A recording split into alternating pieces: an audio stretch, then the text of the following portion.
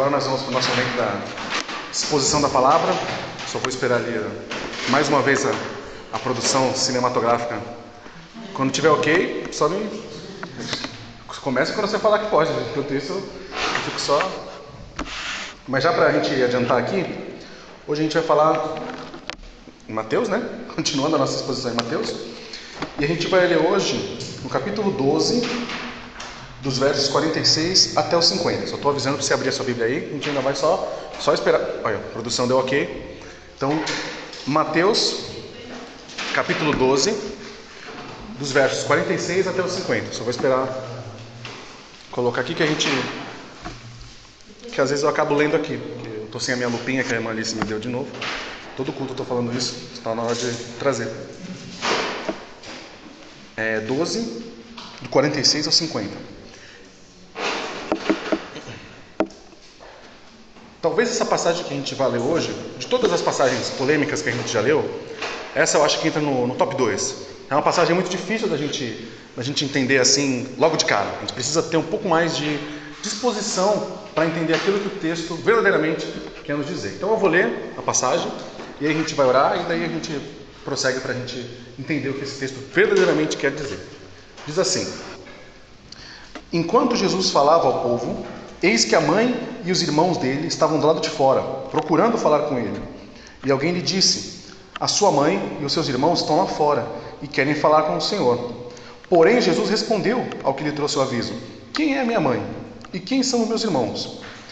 E estendendo as mãos aos discípulos, disse: Eis minha mãe e meus irmãos. Portanto, aquele que fizer a vontade de meu Pai Celeste, esse sim é meu irmão, minha irmã e minha mãe. Vamos orar? Deus, obrigado, Pai, por mais uma noite, por mais um culto, por mais um momento onde a gente pode louvar, pode ler um pouco da Tua Palavra. Pedimos agora o Teu direcionamento para esse período de exposição da Tua Palavra, para que nós entendamos, Pai, aquilo que verdadeiramente ela quer dizer e como nós podemos aplicá-la em nosso dia a dia. Pedimos, Pai, a Tua iluminação, o Teu Espírito Santo, para que esse texto faça sentido para nós hoje, que nós possamos caminhar com ele durante toda a semana. Mais uma vez te peço, Pai, em nome de Jesus. Amém. Essa passagem, a primeira vez que a gente escuta, que a gente lê, ela soa muito estranha, porque vamos tentar recapitular o que aconteceu. Jesus Cristo estava falando com a multidão, estava ali no meio do pessoal ali, estava falando com o povo. De repente, a mãe dele, Maria, e seus irmãos, que nós sabemos quem são, né? Judas, Tiago, um que se chamava João também, e outro que agora esqueci o nome, eram 4 irmãos da parte de filhos, né, de Maria e José. Ele tinha irmãs também, mas essas não são citadas, né, os nomes, mas dizem que também tinham irmãs. Então a família terrena de Jesus era bem grande. José e Maria tiveram muitos filhos ainda depois do nascimento de Cristo. E eles vieram para falar com Jesus, e ele disse que não queria falar, porque a mãe, os irmãos e irmãs dele são os discípulos. Eles estavam com eles, aqueles que fizeram a vontade do Pai Celeste, então esses que são os irmãos. Antes da gente começar a explicação propriamente dita, a gente tem que entender, esse primeiro versículo aí mesmo já mostra pra gente algumas coisas. Primeiro, a mãe e os irmãos dele. José não foi citado aí. Provavelmente, José já tinha falecido nessa época, porque a última vez que a gente escuta falar de José é quando Jesus foi na sinagoga com os pais, ali com seus 12 anos, e ele ensinou os mestres ali naquele momento. Depois disso, o nome de José nunca mais é retomado na Bíblia, porque tem aquele período, né, dos 12 anos até os 30, que é quando Jesus é batizado, quando ele volta a falar com João Batista. Esse período de tempo, a gente não sabe o que aconteceu. Mas provavelmente José morreu nesse período, porque nesse momento aqui, que o ministério de Jesus, por mais que a gente já esteja no capítulo 12 de Mateus, a gente esteja falando muitas coisas que Jesus fez. Obrigado, cara. Vou até tomar... Por mais que a gente já tenha falado muitas coisas que Jesus fez aqui, ainda é o começo do ministério de Jesus. O livro de Mateus é muito grande, ainda vai acontecer muitas coisas, muitos milagres, as parábolas, né? Que ainda a gente nem começou a falar das parábolas, né? Então tem muita coisa para acontecer. Jesus aqui provavelmente tinha seus 30 anos ainda, começo do seu ministério na terra.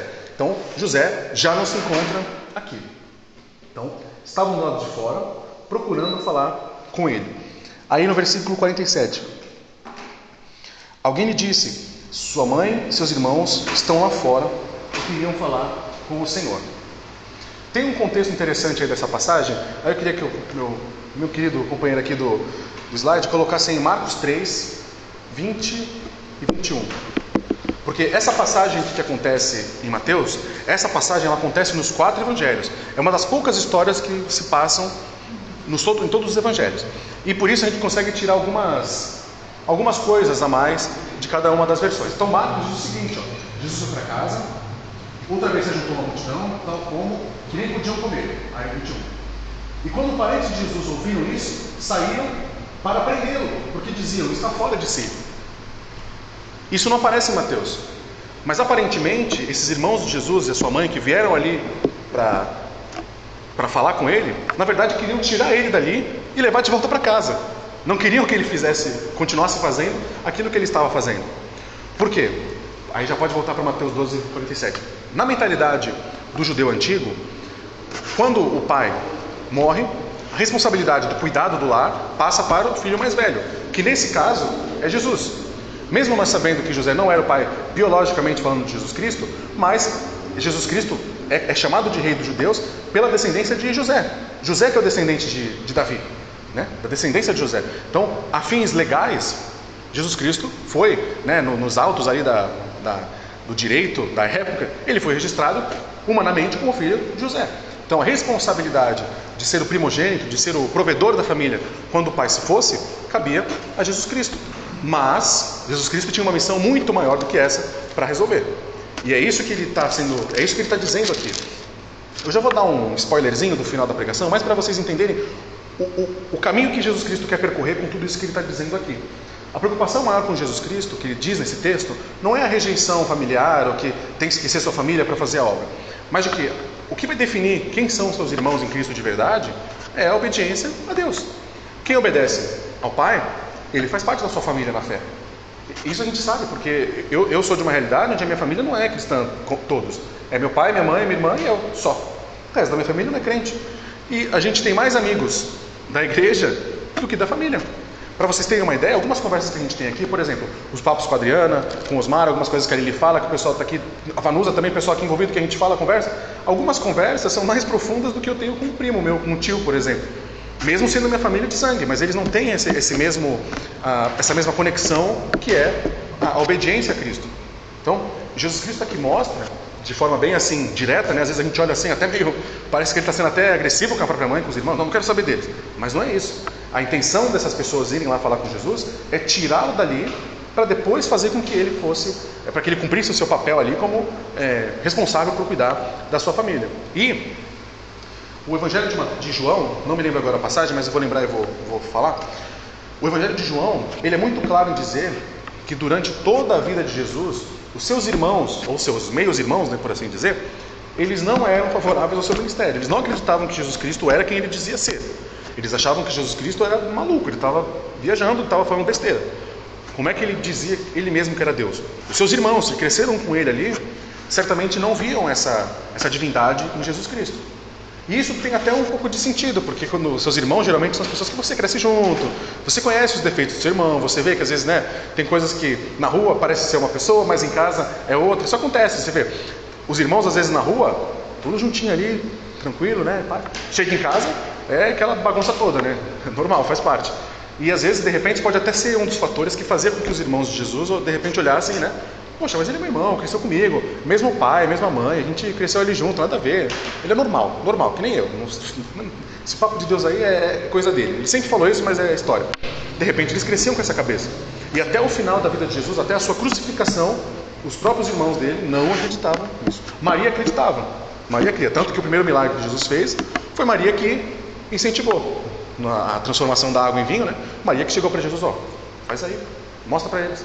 E Jesus Cristo assim o fez. Mas aqui, entendendo que a gente está aqui falando de uma sociedade muito antiga, onde a mulher às vezes ela não podia ser a cabeça do lar, então Maria já estava aqui nesse momento também submetida à autoridade agora dos filhos que cuidavam dela, né? Não sabemos a idade precisa, mas devia ter pelos seus 50, 60 anos mais ou menos. Ela já tinha, imagina, ela já tinha um filho de 30, era Jesus. Então, no mínimo uns 50 ela já tinha, não era mais uma moça.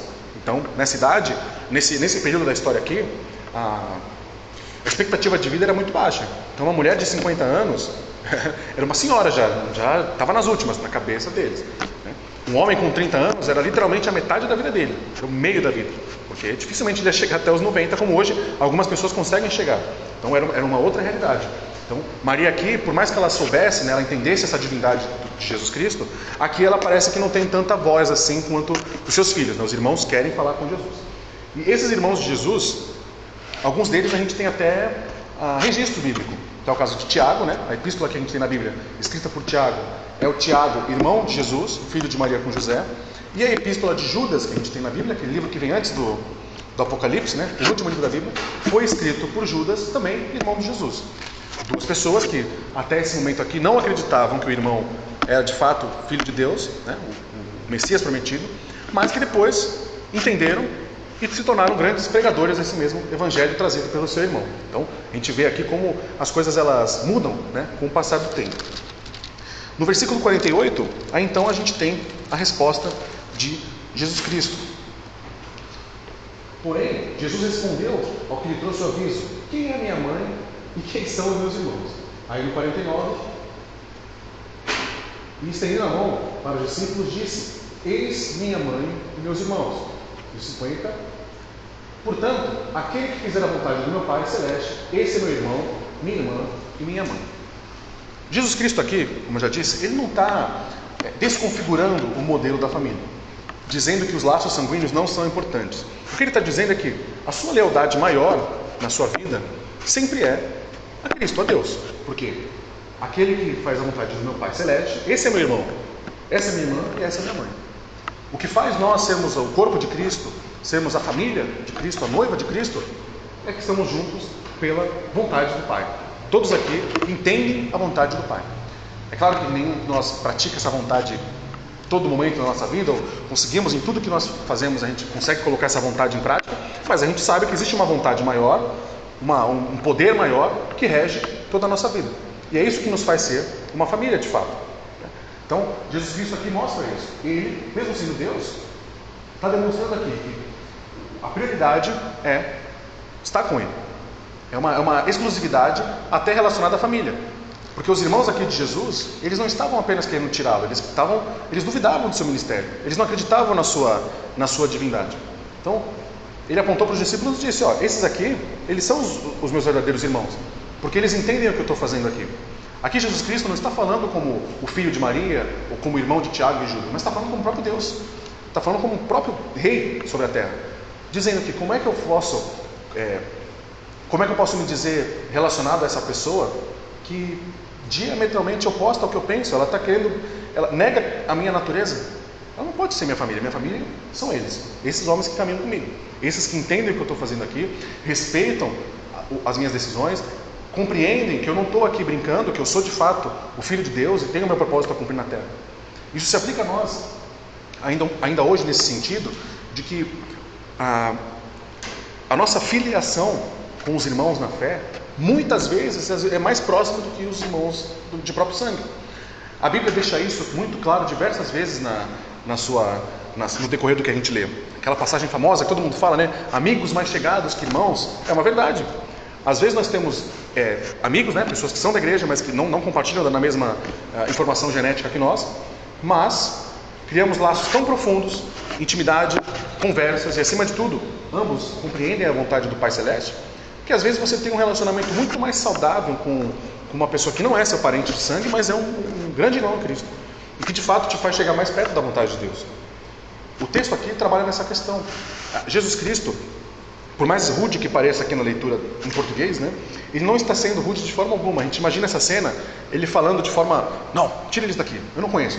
Meu pai, quem está comigo é quem acredita em mim, vocês não sabem de nada. Não, Jesus Cristo só fala: olha, esses aqui são os meus. O texto no original dá essa ideia de que enquanto meus irmãos e minha mãe agem dessa forma comigo, eles não podem estar aqui. Esses aqui são meus irmãos de verdade, porque eles sim entendem o que eu estou fazendo. A fala de Jesus nesse texto, no original, ela é muito mais manso, muito mais leve, porque a ideia não é trazer revolta, mas é fazer com que as pessoas entendam o principal, a maior lealdade que alguém deve ter. Nesse aspecto aqui, Jesus Cristo cobra uma lealdade maior do que a de sangue. Porque os seus discípulos também, eles tinham seus laços de sangue, eles tinham suas famílias, eles tinham suas profissões, e eles abandonaram tudo isso para seguir Jesus Cristo. O que Jesus pede aqui desses homens é uma lealdade acima de qualquer outra. Nada poderia prender os seus discípulos de não segui-lo. Pode ser a família, pode ser a mãe, os irmãos, nada poderia fazer com que esses homens abandonassem a sua fé em Jesus Cristo. E isso serve para nós ainda hoje. Não sei qual é o contexto em que cada um vive, né? Mas eu conheço pessoas que, da minha idade, né? São jovens, né? Mas na época que eu as conhecia, eram ainda mais jovens, né? Tinham 17, 18 anos, ainda moravam na casa dos pais. Os pais eram completamente ateus, não acreditavam na existência de nenhuma divindade, nenhum ser superior, e proibiam o filho de ir para a igreja. Não vai para a igreja, isso é besteira, eles estão te enganando lá, cara. Você não tem que acreditar nisso. Você tem que acreditar no dinheiro, você tem que acreditar em você, no seu potencial, na sua capacidade. E aí? Quando a vontade do seu pai na terra se choca com a vontade de Deus, quem é que você vai obedecer? Obviamente, a vontade de Deus. O próprio texto que a gente vê lá dos 10 mandamentos, né? Honra seu pai e sua mãe. Essa passagem ela está atrelada no sentido de que se o seu pai ou sua mãe, ou o seu parente de sangue, seja ele qual for, ele de alguma forma faz com que você se afaste de Deus, ele não está cumprindo o seu papel. Os pais, os laços sanguíneos, eles têm um papel a ser cumprido, que é fazer glorificação ao nome de Deus. A figura do pai, a figura de uma mãe, quando você olha para o seu pai e para a sua mãe, a impressão inicial é que você deveria olhar para eles como exemplo daquilo que Deus é. Quando você olha para o seu pai, quando você olha para a sua mãe, você tem que olhar e ver que ele se esforça para tentar se parecer com Deus. Tanto que Deus se apresenta como um pai, não é à toa. É para mostrar essa questão da natureza. O que é um pai? É aquele que provê, é aquele que protege, é aquele que corrige, é aquele que às vezes que aconselha. Essa é a figura paterna. E Deus se apresenta dessa forma com seus filhos. Quando um pai deixa de cumprir essas características, quando ele se afasta e trabalha para que o filho se afaste de Deus, nesse momento o filho não precisa, ele não está mais submetido a essa vontade. A mesma coisa com as leis. A gente já falou disso em algum EBD, eu lembro que a gente falou disso. Se nós estamos aqui hoje no Brasil, livres para pregar o Evangelho, livres para ler a Bíblia, e de repente, ler a Bíblia se torna um crime, você vai obedecer a lei, ou você vai continuar lendo a Bíblia e ser um criminoso? São dilemas que a gente precisa lidar. Não precisa, porque a gente não passa por isso, mas a gente precisa pensar, porque o mundo muda. O Brasil principalmente muda muito. A gente já foi uma colônia, já foi um império, já fomos uma ditadura, agora somos uma democracia, amanhã pode ser outra coisa. E aí, as coisas vão passando. Será que a nossa lealdade a Deus, a Jesus Cristo, ela é momentânea, porque hoje é fácil, a gente pode, ou ela é incondicional? Eu vou continuar seguindo aquilo que Jesus Cristo me ensina, independente do momento? Mesmo que isso magoe de repente minha família, mesmo que isso de repente seja contrário àquilo que a lei diga, são coisas que a gente precisa pensar. Hoje é muito fácil a gente dizer que é crente. Você não tem medo de dizer que é crente e tomar um tiro de repente, ou ser algemado. Isso não existe no nosso país. E se existir? Jesus Cristo aqui, usando a sua família como exemplo, está ensinando isso para as pessoas em volta, que ser leal a Ele é mais importante do que ser leal a qualquer outra coisa. A gente tem visto isso no decorrer da exposição de Mateus. Jesus Cristo vem como um rei, e como um rei ele exige exclusividade total. Jesus Cristo não quer que você seja dividido entre uma coisa e outra. Você tem que amar sua família, você tem que honrar seus pais, você tem que proteger seu lar, você tem que cuidar daquilo que Deus te deu, mas isso não pode ser maior do que a sua lealdade a Deus. Isso não pode fazer com que você se afaste de Deus. Deus, através da obra de Jesus Cristo, continua sendo a prioridade. Jesus aqui ensina isso. E ele coloca aqui, né? Aquele que fizer a vontade do meu Pai Celeste, esse é meu irmão, minha irmã e minha mãe. A família agora é assim. Por isso, às vezes a gente não entende o sentido das coisas, né? Quando a gente diz que nós somos uma família, né, uma igreja, um corpo de Cristo, a gente até chama uns aos outros. Não à toa a gente chama uns aos outros de irmão. Ah, irmão Osmar, irmã Lili, irmão Ricardo, são irmãos. Esse é o sentido. Irmandade não é só um conceito abstrato, não, como se fosse no exército. É o cabo não sei quem, é o soldado fulano, é o general não sei o quê. Não são títulos. É uma forma de você, de fato, entender que aquela pessoa, agora que ela faz parte do corpo de Cristo, ela se torna seu irmão. Não pelo laço de sangue, mas agora pelo laço que Jesus Cristo nos dá, né? Esse laço espiritual, por assim dizer, né? Essa nova configuração que se forma. Isso é muito importante. Muito mais importante porque nós, aqui, a gente se chama filho de Deus, né? Mas nós somos filhos de Deus adotivos, não somos filhos naturais de Deus. O unigênito é Jesus Cristo. o único gerado do Pai. Nós somos filhos por adoção. Ou seja, mesmo o nosso relacionamento com Deus não é definido pelo DNA, porque nós não temos o DNA de Deus. Nós somos adotados por Deus. E mesmo assim, amados, protegidos, instruídos por aquilo que Deus mostra para nós. Então, Jesus Cristo nos diz isso. Jesus Cristo, dizendo isso, ainda mais para um público judeu, com certeza ele deve ter causado muito aqui, porque judeus tinham muito essa questão até hoje, né, de que família. Os judeus até hoje eles só casam entre si, né? E não na religião, porque a gente entende que um cristão ele tem que casar com uma moça cristã, né? Uma moça cristã também tem que casar com um moço cristão.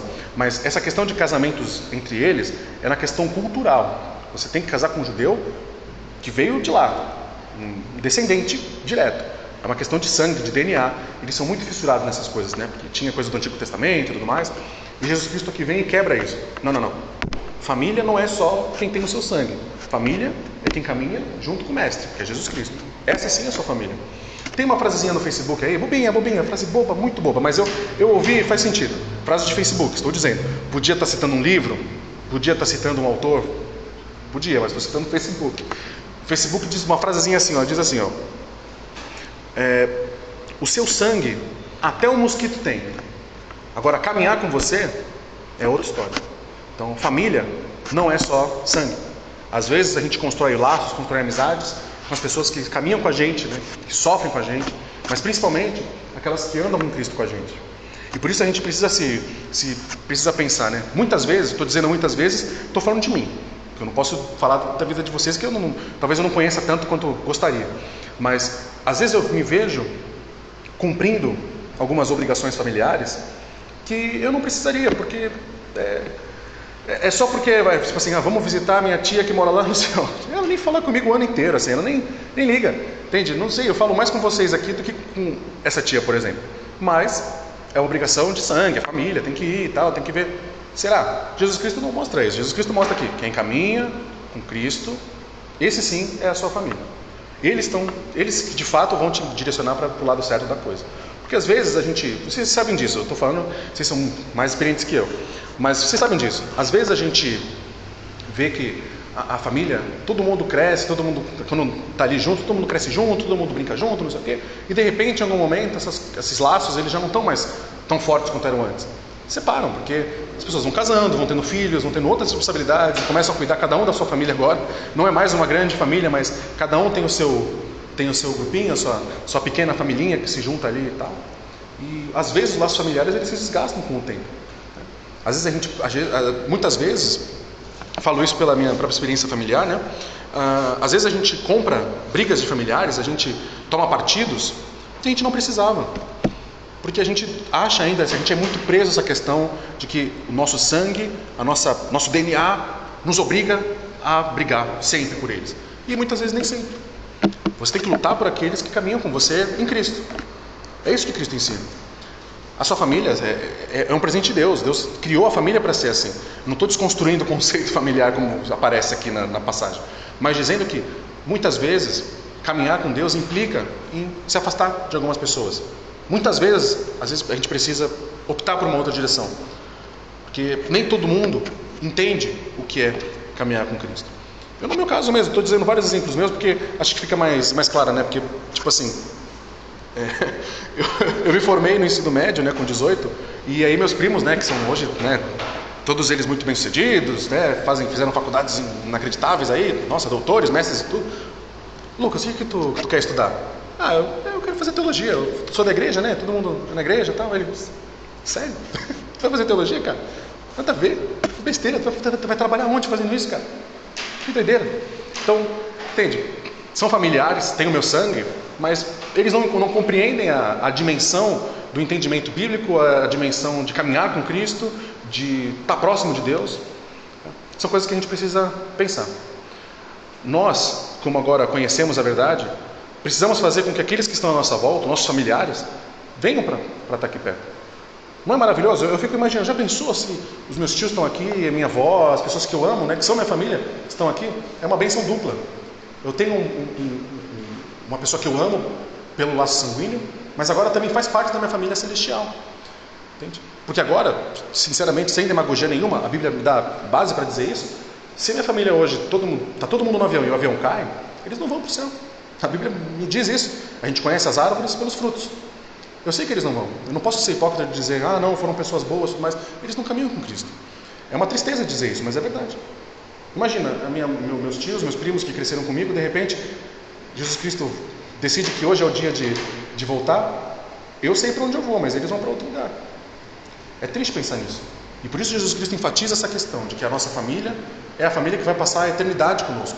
Se você tem a bênção, o privilégio de ter a sua família sanguínea nessa mesma família celestial, maravilhoso. Aí é uma bênção sem tamanho. É uma bênção, me entendam certo aí todo mundo que está vendo. É uma bênção até invejável quase, né? Você pensar, poxa, minha família está comigo. Eu vou para o céu e eu sei que, poxa, vou poder ver meus avós, vou poder ver meus tios, meus primos, né? As pessoas que eu amo, que conviveram aqui comigo, vou poder vê-los lá. Então, cabe a nós, esse texto também tem um grande propósito evangelístico nesse sentido. Porque essas pessoas aqui que hoje duvidam de Jesus, nesse período aqui da história, a gente viu, eu já falei, que posteriormente, eles entendem o Evangelho e eles passam a ser defensores do Evangelho de Cristo, que nesse momento eles ainda duvidavam. Olha só, eles tiveram tempo de ouvir, entender, presenciar ali a ressurreição de Cristo, e poxa, agora não tem como duvidar agora está na cara. E que a gente seja também esse exemplo para os nossos familiares, os de sangue. Fazer com que eles olhem para nós e entendam, poxa, o Lucas, o Osmar, a Lili, o Ricardo, a Vanusa, são pessoas que a gente olha assim e vê, poxa, vou estar junto. Quero conhecer. Se ele diz que é tão bom ser crente, acho que eu vou querer ser também, sabe? Vocês conseguem imaginar nisso? Eu sei que vocês sabem, porque, obviamente, se eu, na minha idade, tenho histórias para contar nesse sentido, imagina vocês. Né? Não dizendo, né? Calma, vamos tomar cuidado, não estou dizendo que ninguém aqui, né? Mas, às vezes eu fico pensando assim, né? Jesus Cristo aqui, mesmo aparentando falar nesse tom rude, com essa fala ele mostra verdades que a gente às vezes esquece.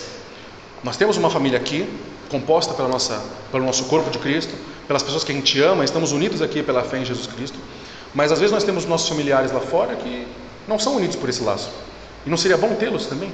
A gente precisa priorizar isso. Se a gente não conseguir converter o mundo, se a gente não conseguir ir pregar o Evangelho, trazer várias pessoas de longe, que a gente, pelo nosso exemplo, traga os que estão ali na nossa volta, no nosso entorno. Seria maravilhoso, é uma coisa assim a se pensar. Uma das maiores alegrias que eu tive na minha vida recentemente foi que um primo meu me perguntou: ô Lucas, eu estou a fim de ler a Bíblia, qual Bíblia que eu compro? Qual tu acha mais legal? Aí eu fiquei assim, meu Deus, é a hora, é agora. Eu quase chorei, eu fiquei, meu Deus, eu não acredito que esse cara está falando isso comigo.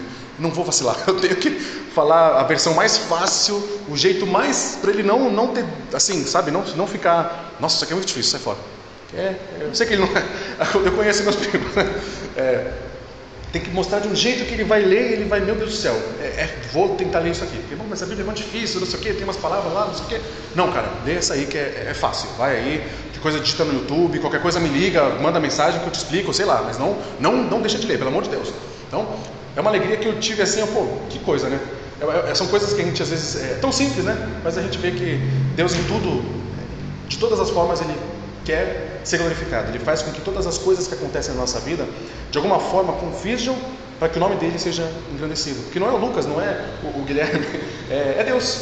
É Deus que, no fim das contas, sai sempre vencendo.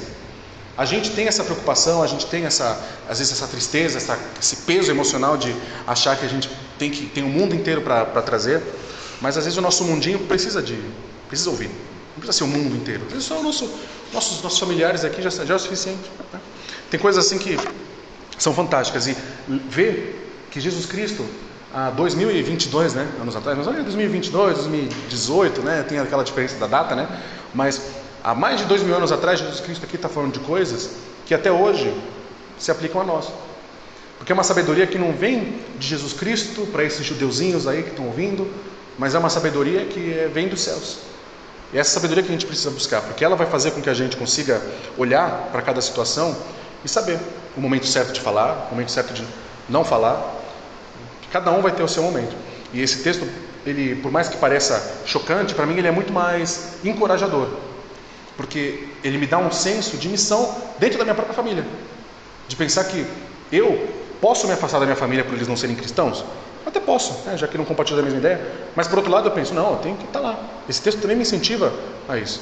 eu estar no meio deles e de alguma forma fazer com que eles venham para perto de Deus. Esse texto é fantástico, e às vezes a gente vê e a gente não entende, porque de fato é uma linguagem tão diferente. Jesus Cristo, ele vem conversando de forma ríspida, né, com todos os fariseus, todos os saduceus que vêm ali confrontando, e de repente chega a sua mãe, chega os seus irmãos, e ele responde assim. Mas na verdade o propósito é ensinar que nós só somos uma família de fato quando a gente obedece a Cristo. O que faz a gente estar aqui hoje não é o CNPJ, não é que a gente acha legal ficar um domingo aqui inteiro praticamente na igreja, não é isso. Nós entendemos que devemos cultuar o nosso Deus, obedecer a Deus acima de tudo, fazer com que ele não seja só um compromisso dominical, mas que seja de fato algo vivo para nós. É isso que nos faz ser uma família aqui. Isso aqui é como se fosse uma reunião de família mesmo. Cada um tem os seus problemas, seus dilemas, tem as suas próprias famílias que têm que ser cuidadas, tem as suas contas para pagar que elas continuam vindo, tem todas as suas dificuldades de trabalho, de filhos, de coisas que precisam da atenção. Mas quando nós estamos aqui, isso tudo fica lá. A gente só vem aqui com o único propósito de adorar a Deus. E essa mensagem de Cristo, ela fala nesse sentido, da gente saber o real propósito do que estamos fazendo. Jesus Cristo, por ser Deus, obviamente, ele sabia o que ele estava fazendo, ele sabia os desdobramentos que a sua pregação trariam para os que estavam ali em volta. Mas com isso, ele entendia que isso trazia uma grande responsabilidade para os seus discípulos, porque agora os seus discípulos, eles entenderam que a família deles também precisava ser alcançada. Aqueles que os cercavam, que antes os cercavam pelos laços sanguíneos, agora também precisavam fazer parte da sua família no céu. Que isso seja para nós, irmãos, um incentivo, uma motivação, para que a gente olhe para os nossos familiares, não com aquela obrigação, poxa, eu tenho que falar com ele porque ele é meu irmão, mas não, eu tenho que trazê-lo para perto de Cristo. Eu quero que essa mesma ligação que a gente tem aqui na terra, porque Deus quis que a gente nascesse dos mesmos pais, dos mesmos avós, né, da mesma linhagem, que esse laço não seja só aqui na terra, mas que seja lá no céu também. Porque a gente tem essas questões, né? A gente não sabe onde as pessoas vão quando elas morrem. A gente chuta por causa dos frutos que elas demonstram em vida. A gente não pode cometer a hipocrisia de dizer que uma pessoa, poxa, mas ele era tão bom, mas ele era cristão ou não? Ele reconheceu que Cristo era o Senhor e Salvador da vida dele? Se sim, se não, não. É triste, mas infelizmente, ou felizmente, né, a forma que Deus mostra pra gente que é assim que tem que ser. E por isso a gente tem que ter essa sabedoria, porque quem nós somos de verdade é revelado pelas nossas atitudes. Os frutos demonstram. Você não pode só fazer coisa errada a sua vida inteira e você dizer que lá no fundo você é uma pessoa boa. Não, eu faço tudo isso de errado, mas no fundo eu sou bom. Quando eu estou ali no meu quarto, eu oro e está tudo certo, eu sou uma pessoa boa. Juro para você que eu sou uma pessoa boa. Não adianta dizer isso. Você demonstra se você é bom ou ruim nas suas atitudes. É o que você faz que demonstra quem você é. Jesus Cristo está mostrando isso também. O que você faz demonstra que você é. Se você faz aquilo que é agradável a Deus, que obedece a Deus, você é a família de Deus. Você faz parte dessa família que na eternidade viverá junto. Se você não faz isso, não tem outro caminho. A gente tem visto, e eu acho incrível, né? Porque esses são os últimos versículos do capítulo 12. O capítulo 12 acaba nesse versículo aí, acabou aí. Durante o capítulo 12 inteiro, Jesus Cristo está falando que ele não quer dividir, é exclusivo. Ele não quer ser dividido com ele não pode ser discutido, ele não pode ser comparado ao diabo, ele não pode ser comparado com outras pessoas, ele é maior do que o profeta Jonas, é maior que Salomão, os discípulos têm que caminhar com ele sem caminhar com outra pessoa, e ele finaliza toda essa exposição, toda essa passagem, dizendo a respeito da sua família. Então, fechando dizendo, olha, a exclusividade não é só com essas coisinhas aí que você vê, mas é até sua própria família. Eu tenho que ter a preferência até nisso. Então, esse capítulo, ele é o último capítulo dentro dessas exortações, porque a partir do capítulo 13, já começa aquela grande sessão de parábolas, né? Então, Mateus vai começar com várias parábolas, todas as parábolas que a gente conhece. A partir do capítulo 13 de Mateus, começam as parábolas, e elas vão até o capítulo 21. Então, pelas nossas contas, em 2025, a gente termina todas as parábolas. Seguindo assim, estou contando aqui pelo nível, pelo tempo que a gente leva para cada capítulo, né?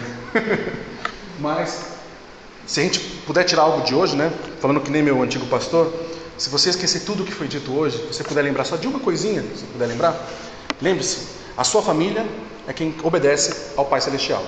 É sua verdadeira família.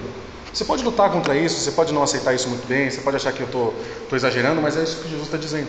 Porque a família, trazendo para o nosso dia a dia, né, a família é aquilo que você convive, é aquele que está à sua volta.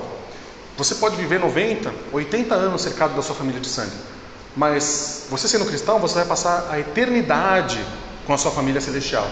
Então, no fim das contas, a sua família mesmo são aqueles que vão para a eternidade com você. Então, essa é a preocupação que a gente tem que ter. Precisamos fazer com que nossos familiares, de alguma forma, façam parte também da nossa família celestial, que é a mais importante, que é a que vai ficar conosco pela eternidade. Que entende que a eternidade tem que ser passada glorificando a Deus. Que isso seja vivo no nosso dia a dia, irmãos. Que a gente trabalhe isso no nosso coração. Que nossos familiares vejam em nós a luz de Cristo e, pelo nosso exemplo e também pela ação do Espírito Santo, eles desejem caminhar com Cristo e fazer parte dessa verdadeira família. Amém?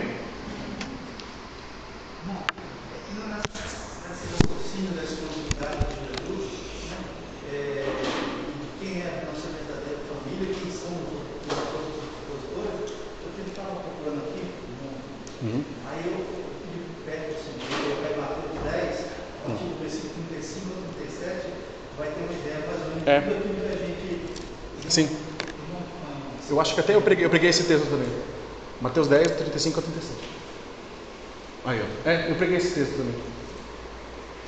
Que Jesus está dizendo, pois vim causar divisão entre o homem e seu pai, entre a filha e a sua mãe, entre a nora e a sogra. Isso aí é fácil, isso aí dá para fazer facinho. Assim, os inimigos de uma pessoa serão da sua própria casa. Quem ama o seu pai ou a sua mãe mais do que a mim, não é digno de mim. Quem ama o seu filho ou a sua filha mais que a mim, não é digno de mim. Isso é verdade. Eu lembro que eu preguei esse texto, eu até citei esse texto que viria depois, né? Porque isso é verdade. Jesus Cristo está dizendo que, a partir do momento que ele viesse, ele ia causar divisão. Porque dentro de uma casa, né, na minha casa são só 4 pessoas, eu, meu pai, meu irmão e minha irmã. Beleza. Na casa da Lisandra já é uma galera lá, já tem um time de futsal lá. Então, imagina, são 12 pessoas, não são 12, são quantos? 7 pessoas. Uma casa com 7 pessoas, dificilmente todo mundo vai pensar do mesmo jeito, vai acreditar na mesma coisa, é difícil.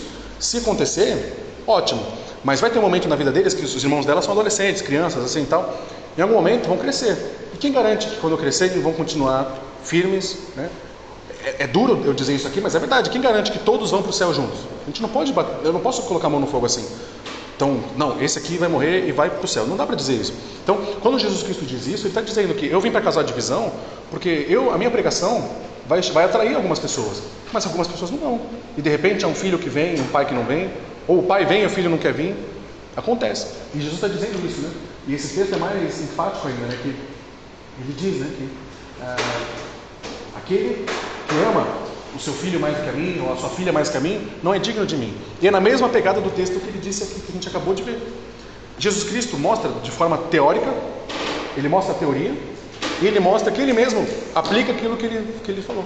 Porque quando chegou o momento dele, ele disse, minha família são esses aqui, né, que caminham e entendem a obediência a mim. Então, esse texto sim é um início, é um embrião daquilo que viria a ser o ensinamento de Jesus que a gente leu hoje.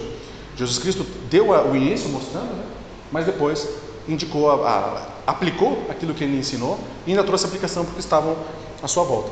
Quando diz que Jesus causa divisão, não é porque Jesus é malvado, que Jesus é maldoso, ele quer trazer discórdia entre as famílias, mas é porque Jesus sabia que isso ia acontecer eventualmente.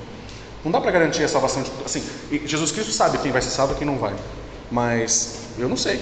E justamente porque ele sabe, ele falou, de repente eu vou pregar numa família que tem até um casal recém-casado, 2 pessoinhas só, que sem filhos, os 2 lá. De repente, um vem e outro não. E aí? Vai causar uma divisão na família, porque um vai servir a Deus e o outro vai servir ao diabo, porque essa é a verdade. Se você não serve a Deus, você serve ao diabo. Vai ficar estranho. Em algum momento isso vai dar atrito, vai ter divisão. Então, é por isso que esses textos a gente precisa caminhar neles assim com muito cuidado, para que a gente entenda o que de fato ele quer dizer e entender o foco que o texto tem para nós. Fazer com que a gente não fique tão preocupado na teologia profunda aqui por trás, mas entender a questão prática da coisa, que precisamos trazer nossos familiares para a nossa família de Cristo. Os familiares de sangue precisam saber da importância que é caminhar com Cristo de verdade. Esse tem que ser a nossa preocupação. Porque, por exemplo, se eu amo os meus primos, os meus tios, eu vou querer que eles vão para o céu comigo. Não porque eu vou estar lá, seria legal, né? Porque todo mundo está lá, né? Do mais, mas porque Deus está lá, porque é o bom para eles. Então, eles são cegos. Hoje eles estão cegos. Quem sabe através de mim eles podem ser, as escamas dos olhos possam cair, ou às vezes até através de outros, né? Que às vezes pode ser mais eficaz, né? Às vezes uma pessoa da família falando, a pessoa rejeita, mas quando vem um de fora e fala, às vezes tem mais peso. A gente precisa pensar nisso também. E Jesus, preocupado com isso, já nos deixou esses dois avisos aí, de que ele veio para causar divisão, não pela sua própria natureza, mas pela nossa natureza falha, que às vezes a gente não entende as coisas. Amém? Então, mais alguma pergunta, alguma coisa? Eu vou orar para finalizar o nosso culto, e aí a gente... Tranquilo, beleza? Senhor Deus, amado Pai, te agradecemos, Pai, pelo privilégio de podermos ler a Tua Palavra, compreendê-la, estudá-la e trazer esses princípios para a nossa vida prática. Sabemos que esse texto é um texto difícil, é um texto que muitas vezes confronta com os nossos corações, porque nós, na nossa humanidade, nós somos muito ligados pelos nossos laços afetivos, nossos laços sanguíneos, e a gente sabe, Pai, que o maior laço que nos une é a Tua verdade, é o Teu Evangelho, é a Tua própria natureza, Pai. Que nós tenhamos nos nossos corações esse desejo de trazer os nossos familiares de sangue para próximo do Senhor, sabendo que o Senhor é a melhor bênção que eles podem ter. Hoje eles não sabem disso, Pai, mas sabemos que pela Tua graça eles um dia poderão saber. Que nós possamos ser instrumento para isso, Pai. Que se não formos nós, que outros sejam. Mas que nós continuemos insistindo nisso, Pai, para que nenhum empecilho seja suficiente para nos tirar de perto do Senhor. Que nem mesmo os nossos familiares possam nos afastar do Senhor. Que a nossa dificuldade em relação aos nossos familiares que têm crenças diferentes não nos impeça de ver o Senhor, que é o único e verdadeiro Deus. Que esse seja o nosso lema, Pai. Que o Senhor nos abençoe agora, que nós lembremos de tudo isso que foi falado e que isso seja vivo durante a nossa semana, para que nossas decisões sejam todas pautadas por aquilo que o Senhor nos ensina. Que o Senhor continue conosco, Pai. Que o Senhor nos leve em segurança aos nossos lares, que o Senhor nos livre de todo mal durante o trajeto, que o Senhor cuide de cada uma das famílias que aqui está representada, que o Senhor os abençoe e os proteja, Pai. Que através dos irmãos que estão aqui, suas famílias possam ser alcançadas, possam ser abençoadas e possam ser trazidas para o Teu Evangelho. De repente, não aqui, mas para outras igrejas, mas o que importa é estar próximo do Senhor. Que através dos nossos irmãos aqui, mais pessoas possam ser alcançadas para o Evangelho e que as famílias desses irmãos também venham ser abençoadas pelas vidas dele, Pai. Te agradeço, Pai, por esse culto e peço mais uma vez que o Senhor continue conosco. Em nome de Jesus. Amém.